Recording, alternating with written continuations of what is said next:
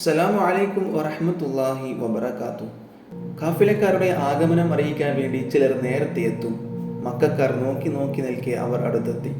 കാഫിലയിൽ പോയവർ തന്നെ കാഫിലയുടെ ആഗമനം സന്തോഷപൂർവ്വം വിളിച്ചു പറയുകയാണ് പതിവ്. ഇവർ എന്തേ ഒന്നും മിണ്ടാത്തത്? അവരുടെ മൗനം ആശങ്ക പടർത്തി. കാഫില വരുന്നുണ്ട്, സ്വീകരിക്കാൻ ഒരുങ്ങുക. അടങ്ങിയ ശബ്ദത്തിൽ ഒരു പ്രഖ്യാപനം. അവർ നേരെ അബ്ദുൽ മുത്തലിബിന്റെ വീട്ടിലേക്ക് ചെന്നു. ആളുകളും പിന്നാലെ കൂടി. ആഗതരെ കണ്ടപ്പോൾ അബ്ദുൽ മുത്തലിബിന് ആശ്വാസം. കാഫില ഇങ്ങെത്തിയല്ലോ. പക്ഷേ അവരുടെ മൗനം, മുഖത്തെ ദുഃഖഭാവം. വൃദ്ധന്റെ മുഖത്ത് വെപ്രാളം ഉത്കണ്ഠ വന്നു. ആഗതർ ദുഃഖത്തോടെ ആ വാർത്ത അറിയിക്കുന്നു.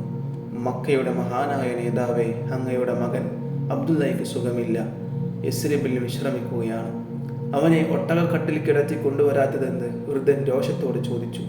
അങ്ങനെ കൊണ്ടുവരാൻ പറ്റുന്ന അവസ്ഥയിലല്ല. രോഗം വളരെ കൂടുതലാണ്. യാത്ര ചെയ്യാൻ പറ്റില്ല. എൻ്റെ റബ്ബേ, വേദനിക്കുന്ന പിതൃഹൃദയത്തിൻ്റെ രോദനം.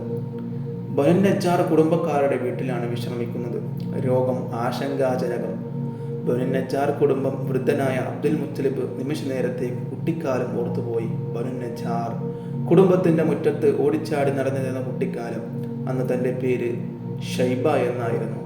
ഷൈബ എന്ന കുട്ടി ഒരു വികൃതിക്കുട്ടൻ. മാതാവ് സൽമ. തന്നെ പ്രസവിച്ചത് എവിടെയാണ്, വളർന്നത് എവിടെയാണ്, പിന്നെ മക്കത്ത് വന്നു. ഇവിടെ അബ്ദുൽ മുത്തലിബായി. ആ വീട്ടിൽ ബനു നജ്ജാർ കുടുംബത്തിൽ തൻ്റെ പ്രിയ പുത്രൻ രോഗിയായി വിശ്രമിക്കുന്നു. കൽബ് നീറിപ്പുകയാണ്. പറയൂ, എന്താണ് എൻ്റെ മകന് പറ്റിയത്? അങ്ങോട്ടുള്ള യാത്രയിൽ ഒരു കുഴപ്പവും ഉണ്ടായിരുന്നില്ല. ഷാമിൽ വെച്ച് വളരെ സന്തോഷവാനായിരുന്നു. വടക്ക യാത്രയിലാണ് രോഗം തുടങ്ങിയത്. യസ്രിബ് വരെ ഒരു വിധത്തിൽ എത്തി. അവിടെ വിശ്രമിച്ചു. ക്ഷീണം തീർത്തിട്ട് പോരാമെന്ന് കരുതി. മരുന്നുകൾ നൽകി. നല്ല പരിചരണം കിട്ടി. രോഗം കുറഞ്ഞില്ല. കൂടെ കൊണ്ടുവരാൻ പറ്റില്ലെന്ന് ബോധ്യമായപ്പോൾ ഞങ്ങളിങ്ങ് പോന്നു. എൻ്റെ പൊന്നുമോനെ, ഈ ബാപ്പാക്ക് നിന്നെ കാണണം. വൃദ്ധനായ ഞങ്ങൾ നിറഞ്ഞൊഴുകി. ആർക്കും അത് കണ്ട് സഹിക്കാനാകുന്നില്ല. മോനെ ഹാരിസ്.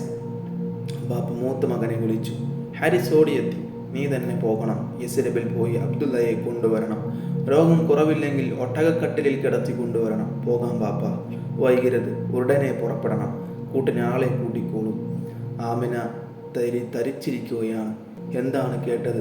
തൻ്റെ പ്രിയപ്പെട്ട ഭർത്താവിന് സുഖമില്ലെന്നോ, രോഗമാണെന്നോ, യാത്ര ചെയ്യാൻ പറ്റാത്ത വിധം അവശനിലയിലാണെന്നോ? അവശനായ ഭർത്താവിന് ഒരു തുള്ളി വെള്ളം നൽകാൻ പോലും കഴിയാതെ പോയല്ലോ. കൽബ് പൊട്ടിപ്പൊളിയുകയാണോ? എന്തൊരു വേദന!